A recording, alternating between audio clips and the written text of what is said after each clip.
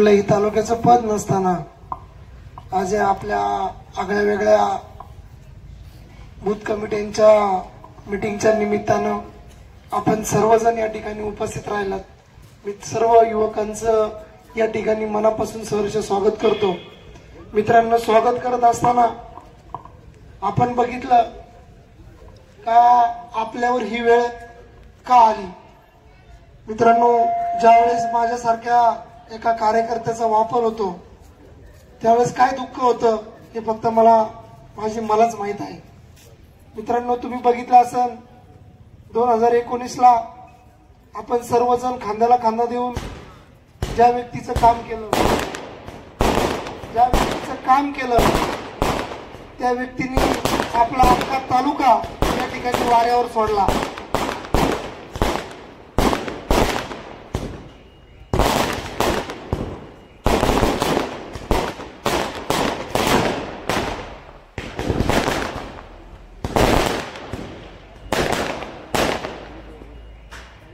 अरे परवा आपली बूथ कमिट्यांची मीटिंग आहे. एवढं उतावळं नाही व्हायचं. तुम्ही बघितलं असेल का ज्या वेळेस आपण 2019 ला ज्या व्यक्तीचं काम केलं त्या व्यक्तीने आपला सर्वांचा या ठिकाणी तालुक्याचा वापर केला. तुम्ही बघितलं असेल त्या दिवशी या कांबरगावच्या घाटामध्ये जी मीटिंग झाली ती मीटिंग किती लोकांची होती हो? 1000, 1200, 1500 फार फार बरोबर आहे ना. आणि ह्यांना किती लोकांनी मतदान केलं? 1,32,000. मग त्यांनी ज्यावेळेस राजीनामा द्यायची निर्णय घेतला तर सगळ्यांना विचारलं का? मित्रांनो, ह्या तालुक्यामध्ये सगळा मनमानी कारभार चाललाय. वेगवेगळे स्वप्न पडले. आज तुम्ही बघितलं असेल आपल्या नागेश्वर मंगल कार्यालयामध्ये कोविडच्या कालावधीमध्ये कोविड सेंटर त्या माणसाने उभारलं, पण पहिल्या खाटा लावायला आम्ही होतो. प्रथमेश, बरोबर आहे ना? प्रथमेश, प्रमोद, दीपक, सुजित हे सगळेच युवक सहकारी माझे. मी टेम्पो चालवलं होतो, खाटा लावायला हेपर होते. हो. तर मित्रांनो, ही फार दुर्दैवी गोष्ट आहे. ज्यावेळेस आपण बाहेर पडलो त्यावेळेस खराचेहरा तालुक्यामध्ये बाहेर आला. नाहीतर तुम्हाला सांगतो, जसा पारनेर तालुका या ठिकाणी फसला गेला आहे तसा आपल्याला आता जिल्हा फसवून द्यायचा नाही. ठीक आहे, राजकीय निर्णय काही पण होईल. येणाऱ्या 18 तारखेला आपण सर्व 20-25 हजार लोक त्या ठिकाणी निर्णय घेणार आहोत. काय करायचं काय नाही करायचं हे आपण त्या दिवशी ठरवणार आहोत. आता प्रितेशनी सांगितलं, सिद्धूनी सांगितलं, सर्वच मान्यवर या ठिकाणी बोलले, पण माझे सहकारी या ठिकाणी बोलले. पण मी ज्यावेळेस आपले ज्येष्ठ श्रेष्ठ आपल्याला जो निर्णय देतील तो निर्णय आपल्याला मान्य राहील. मित्रांनो, आपण उतावळा न होता जे 2019 ला आपण चुकलो ते आता आपला तालुका चुकलाय, पण जिल्ह्याला चुकून द्यायचं नाही. द्यायचं का चुकून जिल्ह्याला? द्यायचं का? मला मागून आवाज नाही आला. नाहीतर काही दिवसांनी असं रडगाणं होणार आहे एवढ्या 10-15 दिवसात. कमी तुमचा आहे, मला तुम्ही पदरात घ्या, मी जिल्ह्याच्या राजकारणात चाललोय. पण यांना तालुका सांभाळता आला का? तालुका सांभाळता आला का यांना? आपल्यासारखे युवक सांभाळता आले का? आपल्यासारख्या युवकांना काय शब्द दिले होते? कोण सांगतं मला उठून? काय शब्द होते आपल्याला? उठा, तुम्हाला शब्द नव्हते का काही? हा, अजून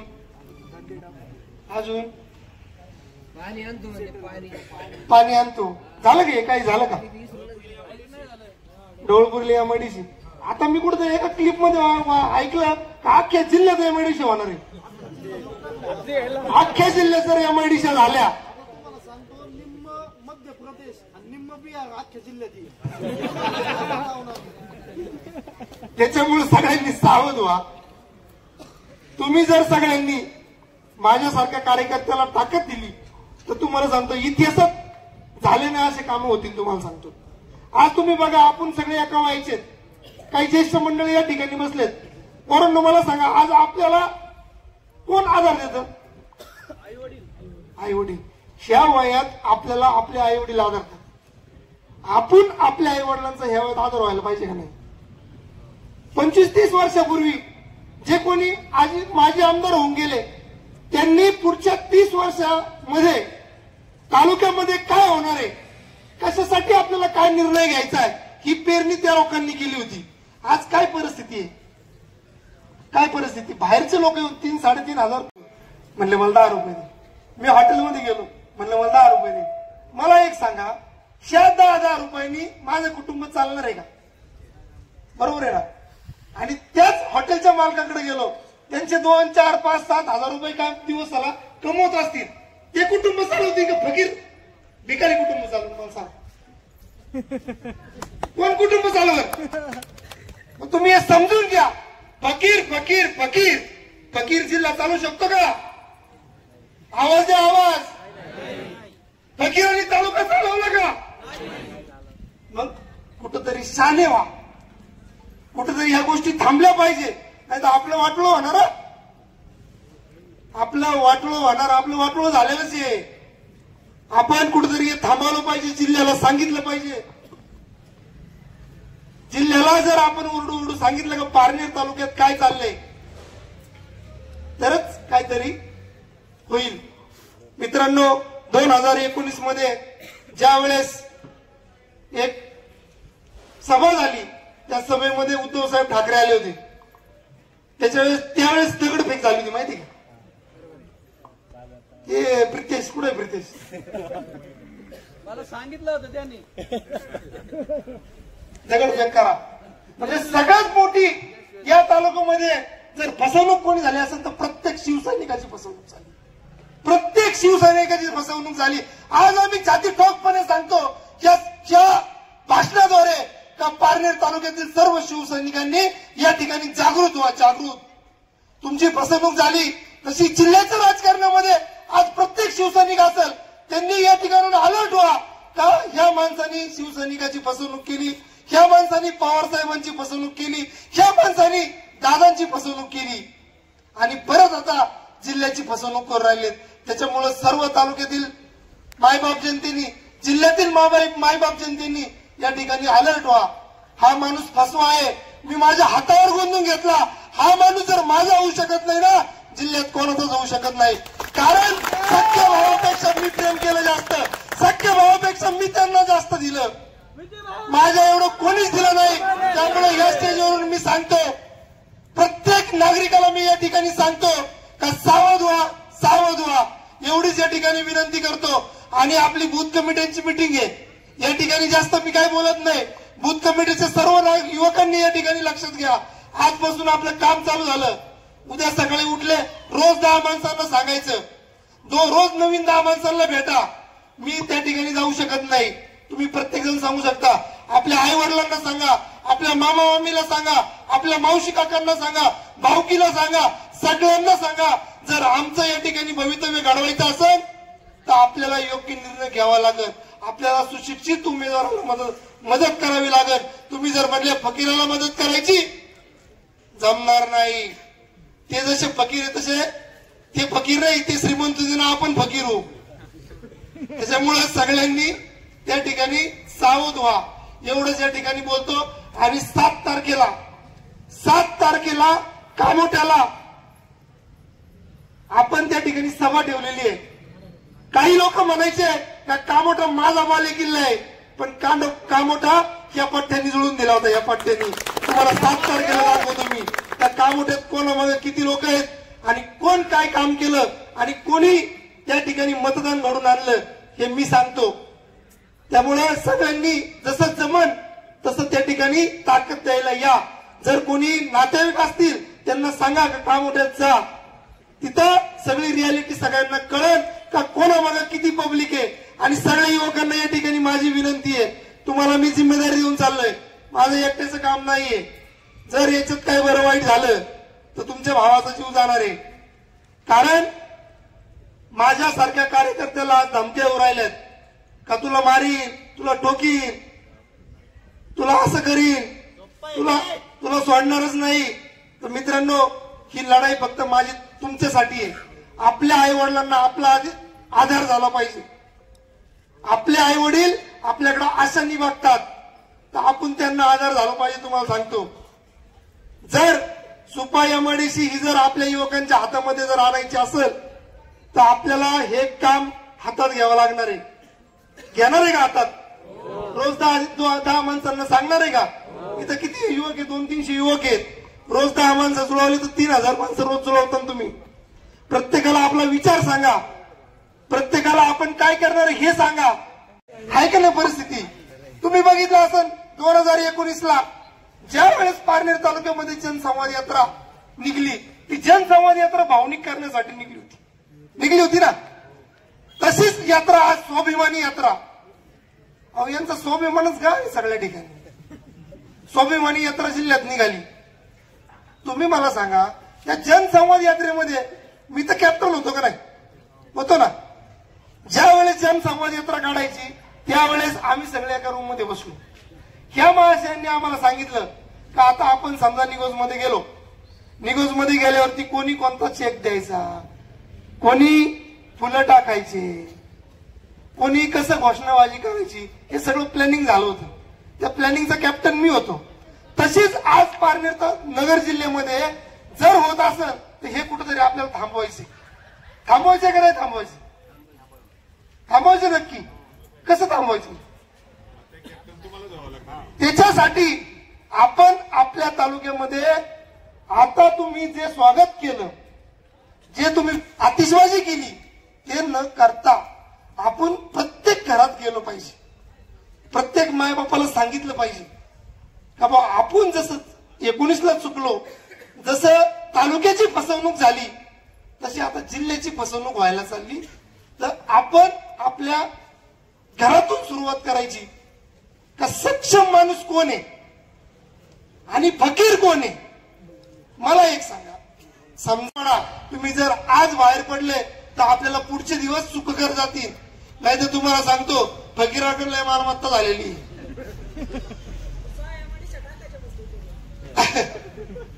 6 एमआयडीसीला माणूस सत्तेत लागतो ना. लहान पोराला जरी विचारलं ना तरी मोदीच सत्तेत येणार केंद्रात. त्याच्यामुळे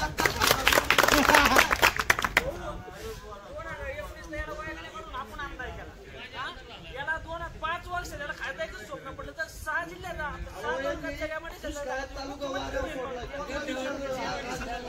हे बघा, एक लक्षात घ्या, माझ्यासारख्या कर्तव्यदक्ष कार्यकर्त्याला 6 महिने आधी राजीनामा द्यायला लावला का नाही? बरोबर आहे ना. त्यांना सगळ्यात 6 महिने आधीच रडत राजीनामा द्यावा लागला. ही एका युवकाची ताकद आहे, ध्यानात ठेवा. इथंच करायची आणि इथंच फेडायची. ज्येष्ठांना ही मन मान्य आहे ना, इधरीच करणे का इधरीच फेडणे का. त्याच्यामुळे यांची उतरती काळ लागलेली आहे. तुम्ही काळजी करू नका. काय जो निर्णय आपला असेल तो 18 एप्रिलला आपण घेऊ. तुम्ही म्हणले नोटाला मतदान मारायचं, मारू. तुम्ही म्हणले विखे साहेबांना मतदान करायचं, करू. आणि तुम्ही जर उद्या इमोशनल झाले, नाही म्हणले आपल्याच माणसाला मतदान करायचं, ते आपलं काय असं? आपलं जर असतं तर इथं प्रत्येक युवक सक्षम असता. बरोबर आहे ना.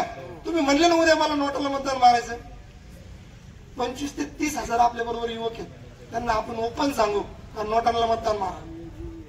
तर तुम्ही म्हणले ना का आपल्याला जसं सिद्धू म्हणला, प्रितेश म्हणला, ह्या व्यक्तींना मतदान करायचं, तर आपण करू. काळजी करू नका. फक्त एकजूट, युवकांची एकजूट महत्वाची. आपल्या आई वडिलांच्या तोंडाकडे बघा. आज काय परिस्थिती आहे आपल्या आई वडिलांची. मी एका कुटुंबात गेलो होतो, तुम्हाला सांगतो, दुपारीच एक जणाला भेटून आलो. ती आई माझ्याजवळ रडत होती. ती म्हणली विजू भाऊ, त्यांनी दुधाची कंडिशन सांगितली, कांद्याची कंडिशन सांगितली, त्याच्यात काय दुमत नाही म्हणले आमची. इथून मागच्यांनी पण तेच केलंय, इथून पुढे जे येणार तेच करणार आहे. पण आपले पारनेर तालुक्यामध्ये सुपा एमआयडीसी, इथून लोक रांजणगावला जातात, इथून लोक पुण्याला जातात, इथून लोक मुंबईला जातात. मग माझा पोरगा सुपा एमआयडीसीत का कामाला नाही लागू शकत? माझा पोरगा इंजिनियर आहे म्हणजे आज घरी काय शान उडीत. मग त्याच्यामुळं त्या आईने रडत रडत मला सांगितलं, तू सांगशील मी ते करीन, पण माझ्या पोराला काम लाव, काम. तिला मी उठल्यावर शब्द दिला, एकदा माझ्या डोक्यावर हात ठेव म्हणलं, या तालुक्यात एकही युवक बेरोजगार फिरणार नाही. मित्रांनो, मी तुमच्या सगळ्यांचं एकदा मी माझ्या लेकराच्या डोक्यावर हात ठेवून सांगितलेलं आहे. माझे वडील एसटी ड्रायव्हर होते, बरोबर आहे. माझी आई अजून शेती करते. मी का फसवीन तुम्हाला? त्याच्यामुळे तुम्ही निर्णयाला पक्की राहा. आज मला लय आम्ही येऊ राहिले, तू थांब, आता मी वर गेलोय, तू खाली थांब, तू कॉम्प्रोमाइज कर. ओरिजिनल बापाचं आवलं ते चुकल्याला तुका चाटणार नाही, चुकल्याला तुका चाटणार नाही, तुम्हाला सांगतो. आणि त्याला म्हणलं, तुझं एवढं मला आम्ही दाखवतो ना, तेवढं मी तुझ्या वळवळले तुला धरतो. त्याच्यात नाही बोलायचं, पैशात आपल्याबरोबर बोलायचं नाही. तुमच्यासारख्या युवकांनी 5-25 हजार युवकांनी माझ्या खांद्यावर मान ठेवली, ती मान मी कापून देणार नाही. त्याच्यामुळे सगळ्यांनी अलर्ट व्हा. होणार का अलर्ट? माग हे गोप्या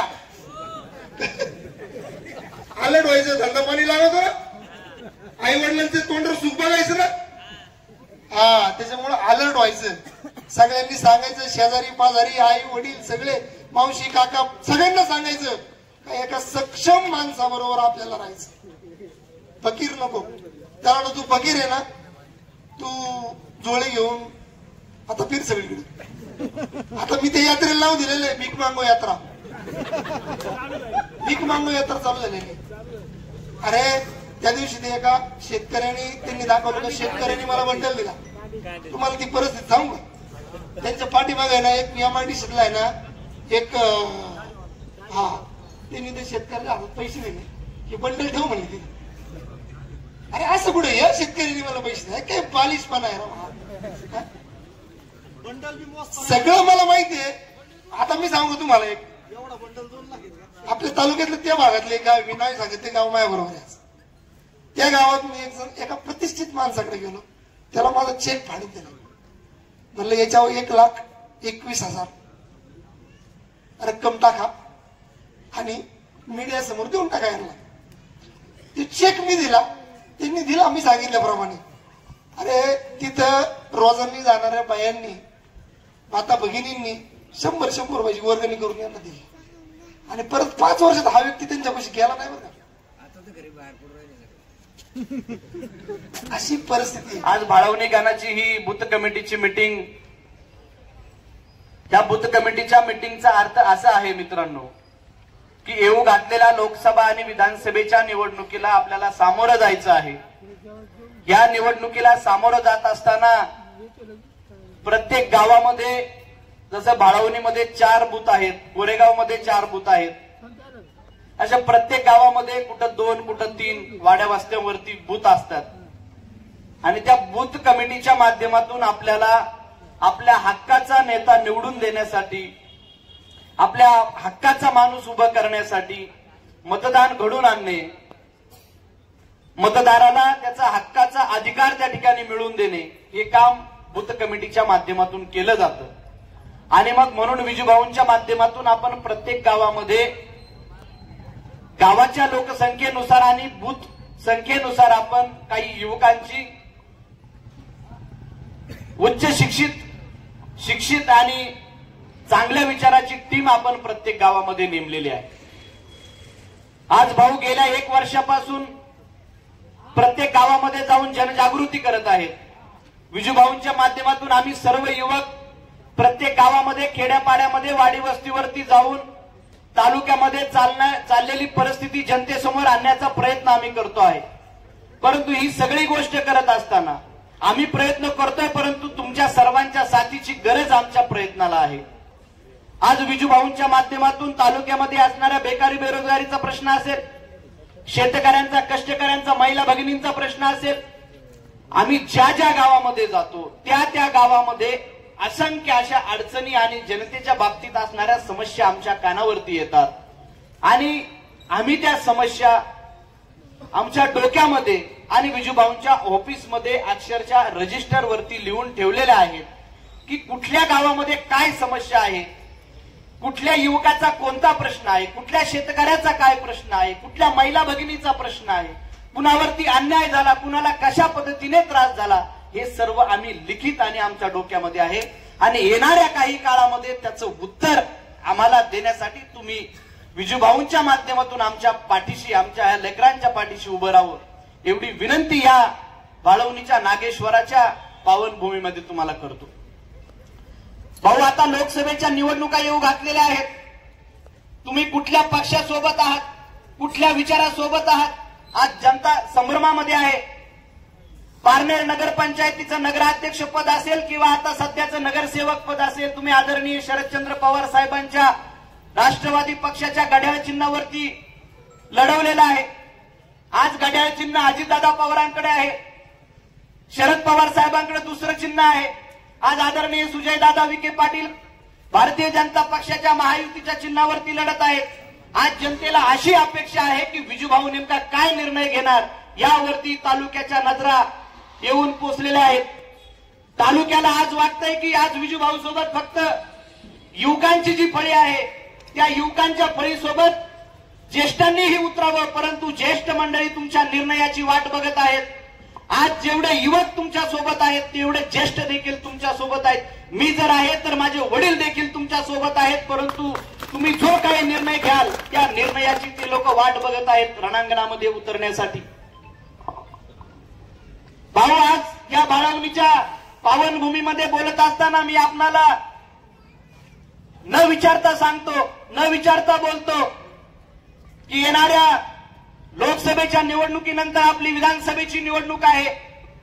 परंतु या पारनेर नगर 224 विधानसभा मतदारसंघांनी तुमच्यावरती विश्वास ठेवलेला आहे. तुमच्याकडून या तालुक्याचं चित्र बदलणार आहे, तुमच्याकडून आमच्यासारख्या युवकाचं भविष्य उज्ज्वल होणार आहे. आणि म्हणून तुम्ही काय निर्णय घ्याल त्या निर्णयाची वाट आम्ही सर्वजण बघत आहोत. तुम्ही तुमच्या अभिष्ट चिंतन सोहळ्याच्या दिवशी 18 एप्रिलला जो कीर्तन महोत्सव पारनेर शहरामध्ये ठेवलेला आहे, त्या दिवशी तालुक्यातील आम जनतेच्या समोर तुम्ही तुमची भूमिका मांडणारच आहात. परंतु मी ह्या तालुक्यातल्या आम जनतेच्या वतीनं, तालुक्यातील युवकांच्या वतीनं, तुमचा छोटा भाऊ या नात्यानं लहान तोंडी मोठा घास घेऊन सांगतो, जर या तालुक्यातली दंडमशाही हुकुमशाही थांबवायची असेल, जर या तालुक्यातलं मतदारसंघातलं जिल्ह्यातलं सहकार वाचवायचं असेल, जर या तालुक्यात आदरणीय पोपटराव पवार आणि आदरणीय पद्मभूषण अण्णासाहेब हजारे यांना न्याय द्यायचा असेल आणि या मतदारसंघातल्या शेतकरी राजाला, कष्टकऱ्याला, महिला भगिनींना न्याय द्यायचा असेल, तर या येणाऱ्या 2024च्या लोकसभा निवडणुकीत आदरणीय सुजयदादा विखे पाटलांच्या पाठीशी आपण खंबीरपणाने उभं राहावं, एवढी तालुक्यातल्या आम जनतेच्या वतीनं आणि युवकांच्या वतीनं एक आपल्याकडून अपेक्षा व्यक्त करतो. आता तुम्ही जो निर्णय घ्याल तो निर्णय योग्यच घ्याल याबद्दल आम्हा सर्वांना खात्री आहे. आज तुम्ही बघितलं असेल की 2019च्या निवडणुकीमध्ये सध्याच्या असणाऱ्या तालुक्याच्या लोकप्रतिनिधींनी जे सोंग आणि ढोंग जनतेसमोर आणून आमदारकी मिळवली, तेच सोंग आणि ढोंग आता जिल्ह्याला ते दाखवत आहेत. जसा आपला पारनेर नगर 224 विधानसभा मतदारसंघ फसला, तसा आपल्याला जिल्हा जर फसवून द्यायचा नसेल तर आपल्याला वेल एज्युकेटेड आणि सुशिक्षित ओरिजिनल डॉक्टर ह्या लोकसभा मतदारसंघाला खासदार म्हणून मिळवून द्यावा लागेल. आज मेंबर ऑफ पार्लमेंट मध्ये जर बोलत असताना, आज लोकसभेमध्ये संसद भवनामध्ये प्रश्न मांडत असताना कुणीतरी सांगितलं की हिंदी, इंग्लिश आणि मराठी, यांना मराठीच बोलता येत नाही, यांना मराठीमधून भाषण करता येत नाही, तर या मतदारसंघातल्या, लोकसभा मतदारसंघातल्या जनतेचे प्रश्न लोकसभेमध्ये ते कसे मांडतील? आज त्यांच्याकडे बोलायला फक्त एवढंच आहे, मी मोठा देवी दर्शन करतो, मी कृषी प्रदर्शन करतो. जर माझ्या तालुक्यातल्या या लेकरांना हक्काचा रोजगार मिळाला तर मी माझ्या आई वडिलांसहित या तालुक्यातला प्रत्येक तरुण तुमच्या मोठा देवी दर्शनाची अपेक्षा नाही. आम्ही सर्व तरुण आमच्या आई वडिलांना जम्मू काश्मीरला वैष्णव देवीला दर्शनाला घेऊन जाऊ. तुम्ही मोठा देवीच्या जीवावरती जर राजकारण करत असाल, काय आहे त्या कृषी प्रदर्शनामध्ये? तुमची राजकीय स्टंटबाजी. खरंच जर शेतकऱ्याला न्याय द्यायचा असेल, खरंच जर शेतकऱ्यासाठी तुम्हाला काम करायचं असेल, तर शेतकऱ्याच्या पाण्याच्या प्रश्नावरती तुम्ही जे तालुक्यामध्ये राजकारण केलं, म्हणे पठार भागाला 12 टीएमसी पाणी आणणार. 12 टीएमसी पाणी काय असतं हे तरी तुम्हाला माहिती का? पठार भागावरती जर 12 टीएमसी पाणी आणलं तर पठार भाग सापडन आपल्याला पातळीला. तुम्हाला टीएमसी कळत नाही की पठार भागाला किती टीएमसी पाणी लागेल, पठार भागाच्या पाण्याचं नियोजन कसं करावं लागेल. त्या पाण्याच्या जीवावरती तुम्ही राजकारण केलं. आज सुपा औद्योगिक वसाहतीच्या माध्यमातून आमच्या सिद्धूंनी सांगितलं आणि विजूभाऊ देखील सांगतात की आपल्या सुपा एमआयडीसी मध्ये हजारो तरुणांना रोजगार उपलब्ध होईल, परंतु त्यावरती तुम्ही बोलत नाही. तुम्हाला त्या ठिकाणून करोडो रुपये मिळतात. आज तुम्ही एकीकडे जनतेला दाखवता की माझं घर गळकं आहे आणि तुमच्याकडे लोकसभा लढवायला 200 कोटी रुपये आहेत. तुमच्या वडिलांना गाडी, तुमच्या बायकोला गाडी, तुमच्या भावाला गाडी, तुमच्या पुतण्याला गाडी, तुम्हाला 50-50 लाखाच्या 2-2 गाड्या. म्हणे माझा ड्रायव्हर माझ्या गाडीला डिझेल टाकतो, म्हणे माझ्या ड्रायव्हरनी मला गाडी घेऊन दिली. मित्रांनो, सरळ सरळ या तालुक्यातल्या जनतेला फसवण्याचं काम तालुक्याच्या लोकप्रतिनिधींचं चालू आहे. आज ते दाखवत आहे की विजूभाऊ तुमची परवानगी घेऊन बोलतो. आज सुजयदादा विखे पाटलांच्या वरती बोलण्याची ही सभा नाही, परंतु आज हे जनतेला सांगत आहेत की सुजयदादा विखे पाटील हे श्रीमंत आहेत. सुजयदादा विखे पाटील हे ओरिजिनल श्रीमंत आहेत, परंतु सुजयदादा विखे पाटलांच्या दारामध्ये सुजयदादा विखे पाटलांच्या आणि त्या विखे पाटील कुटुंबाच्या आशीर्वादाने लाखो लोकांना हक्काचा रोजगार मिळालेला आहे आणि लाखो कुटुंब आज विखे पाटील कुटुंबाच्या जीवावरती आपल्या कुटुंबाची उपजीविका भागवत आहेत. तुम्ही बघितलं असेल की भारत देशाला सहकारातला पहिला सहकारी साखर कारखाना पद्मभूषण विठ्ठलराव विखे पाटलांनी या नगर जिल्ह्यामध्ये आणला. आज तुम्ही त्यांचं मेडिकल कॉलेज बघितलं असेल. आज तुम्ही वेळत घाटामध्ये जा, दररोज हजारो लोक त्या ठिकाणून बरे होऊन बाहेर पडतात. आज यांनी बाळवणीच्या कोविड सेंटरच्या नावावरती जिल्हाभरामध्ये डांगोरा पिटवला आहे की आम्ही जनतेची सेवा केली. त्या कोविड सेंटरमध्ये खऱ्या अर्थानं सेवा करण्याचं काम आमच्या या बाळवणीच्या पोरांनी केलं, आमच्या विजूभाऊंच्या मित्रांनी केलं. आणि तुम्ही काय सांगता? अहो, तुम्ही कोविड सेंटर मध्ये काय केलं हे तालुक्यातल्या सर्व जनतेला आम्ही येणाऱ्या काळामध्ये सांगणार आहे. तुम्ही कोविड सेंटरचं सांगता, अहो विखे पाटील कुटुंब गेल्या 50 वर्षापासून वेळत घाट या ठिकाणी सर्वसामान्य जनतेची सेवा करतं, ही जनता विसरलेली नाही. भाऊ, आज मी सहज गोरेगाव मध्ये बसलेलो होतो. एका व्यक्ती शेजारी बसलो. एक कष्टकरी शेतकरी डोळ्याचं ऑपरेशन करून आले होते. मी सहज एक परीक्षा घ्यायची म्हणून विचारलं. सर्वसामान्य लोकांना माहित नसतं की नेमकी हा कोणत्या पक्षाचा, कारण गेले 15 वर्ष या सोंगाड्यासोबत आम्ही 15 वर्ष घातले. मी सहज त्यांच्या जवळ बसलो. म्हणलं, बाबा आता खासदारकीची निवडणूक आली, नेमकं कोणाला मतदान करायचं? ते म्हणले, नेमकी कोण कोण उभे? म्हणलं, खोटा डॉक्टर आणि एक ओरिजिनल डॉक्टर. ते म्हणले, नेमकं काय? म्हणलं, विखे साहेबांचा नातू स्वर्गीय बाळासाहेब विखे पाटलांचा नातू सुजय दादा आणि सुपा एमआयडीसी मध्ये ज्याने करोडो रुपये लुटले, ज्यांनी आमचं हक्काचा हातातला रोजगार लुटला, ते लंके उभे आहेत. ते म्हणे, मग नाही नाही नाही, मी आता डोळ्याचं ऑपरेशन करून सुजय दादांच्या हॉस्पिटलमधून आलो, मी सुजय दादा विखे पाटलांना मतदान करणार. मला मग पक्षाचं कसं? ते म्हणले, पक्ष कोणता असो, पक्ष कोणता असो, या जिल्ह्याला सांभाळण्याची ताकद फक्त एकाच कुटुंबामध्ये आहे आणि ते दमदार कुटुंब म्हणजे डॉक्टर सुजयदादा विखे पाटलांचं कुटुंब. म्हणून भाऊ, तुम्हाला मी एक या युवकांच्या वतीने हात जोडून विनंती करेल की तुम्ही ज्या दिवशी त्या लोकसभेच्या निवडणुकीच्या बाबतीत निर्णय घ्याल, तो निर्णय आमच्या मनासारखा, त्या जिल्ह्याच्या मनासारखा घ्याल. आणि विजूभाऊ, तुम्हाला हा तालुका फसलेला माहित आहे. जर तुम्हाला जिल्हा फसवून द्यायचा नसेल तर तुम्ही आम्हा सर्वांना सांगाल की डॉक्टर सुजयदादा विखे पाटलांच्या पाठीशी उभं राहा. आणि भाऊ, आम्ही तुमच्या शब्दाच्या पुढे नाही. मित्रांनो, बोलण्यासारखं भरपूर आहे. गेल्या वेळेस जेव्हा सभा झाली त्यावेळेस तालुक्याच्या लोकप्रतिनिधींची सत्य परिस्थिती मी तुमच्या समोर सांगितलेली आहे की हे कोणत्या गावात जाऊन कशी डावळाडवळ करतात, हे कुणाला कसं त्रास देतात. आज आदरणीय शिवाजीराव शिर्के साहेबांनी, पत्रकारांनी जी एक व्हिडिओ क्लिप मीडियावरती पाठवलेली आहे ती तुम्ही जरूर ऐका. अत्यंत सुंदर आणि सत्य परिस्थिती शिवाजीराव शिर्के साहेबांनी जनतेसमोर आणण्याचा प्रयत्न केलेला आहे. येणाऱ्या 7 एप्रिलला मुंबई स्थित, मुंबई या ठिकाणी असलेल्या आपल्या पारनेर नगरकरांचा भव्य दिव्य असा मेळावा विजूभाऊ आवटी मित्र परिवाराच्या वतीने कामोठा नगरीमध्ये आयोजित केलेला आहे. आणि त्या ठिकाणी तुम्हा हा सर्वांचा लाडका भाऊ विजूभाऊचा मावळा प्रितेश पानमंद कामोठा नगरीमध्ये मुंबईकरांच्या समोर या तालुक्याच्या आमदाराचं लफडं आणि सोंग ढोंग जनतेसमोर आणल्याशिवाय राहणार नाही. आणि भाऊ थांबत असताना एवढंच सांगतो की तुम्ही काय निर्णय घ्याल माहित नाही, तुम्ही काय निर्णय घ्याल माहित नाही, परंतु एक गोष्ट सांगतो विजू भाऊ, तुम्ही जो निर्णय घ्याल तो योग्य घ्याल आम्हाला याची खात्री आहे. आणि या जनतेला सांगतो, माझा आवाज प्रत्येक घराघरापर्यंत पोहोचत असेल की ही लोकसभेची निवडणूक झाल्याच्या नंतर विधानसभेला आम्हा सर्वांना विजूभाऊंच्या माध्यमातून सामोरं जायचं आहे. जसं आज 2024च्या या लोकसभेला डॉक्टर सुजयदादा विखे पाटील 3,33,333 मतांनी खासदार होतील, तशा पद्धतीने विधानसभेच्या निवडणुकीला तुमचा हा हक्काचा भाऊ विजय सदाशिव आवटी 33,333 मताधिक्यानं आमदार झाल्याशिवाय राहणार नाही. एवढं बोलतो. आणि बोलताना जर माझं काही चुकलं असेल तर भाऊ सर्व जनतेसमोर आपली दिलगिरी व्यक्त करतो, माफी मागतो. कारण तुम्ही काय मला सांगितलं नाही, खासदार विखे साहेबांचं समर्थन करा, परंतु आमची मायबाप जनतेची इच्छा आहे. धन्यवाद.